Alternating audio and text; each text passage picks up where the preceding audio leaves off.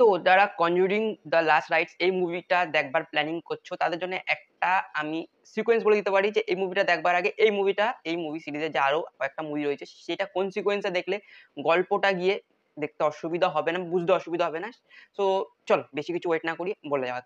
তো ফার্স্ট যে মুভিটা আমাদের দেখতে হবে সেটা হলো ২০১৮ র 'দ্য নান' মুভিটা এবং এরপর যে মুভিটা তোমাদের দেখতে হবে সেটা হলো 'অ্যানাবেল ক্রিয়েশন' যেটা ২০১৭ তে বেরিয়েছিল।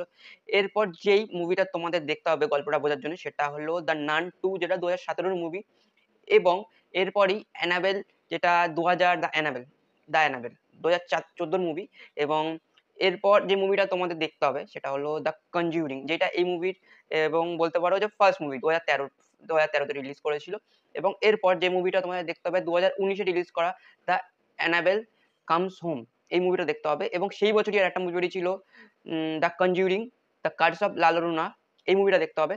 এরপর যে মুভিটা তোমরা দেখতে পারো মানে দেখতে হবেই গল্পটা বোঝার জন্যে 'দ্য কনজিউরিং 2' যেটা ২০১৩ তে ২০১৯ এ বেরিয়েছিল সো মেবি এবং তারপর ২০২১ এর যে মুভিটা 'the conjuring 3 devil make me do it' তো সেই মুভিটা একবার দেখতে হবে।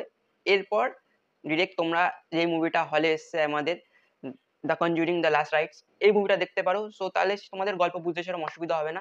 সো মুভিটার তো আমরা চরম ভক্ত মানে এই মুভিগুলোর সিরিজটার আমরা চরম ভক্ত এবং ফাইনালি এই মুভি সিরিজটাও শেষ হতে চলেছে। সো যারা দেখেছো প্লিজ কমেন্ট বক্সে জানিও কেমন লেগেছে। সো ভিডিওটা ইনফরমেটিভ মনে হলে প্লিজ লাইক, কমেন্ট, শেয়ার তিনটেই করো।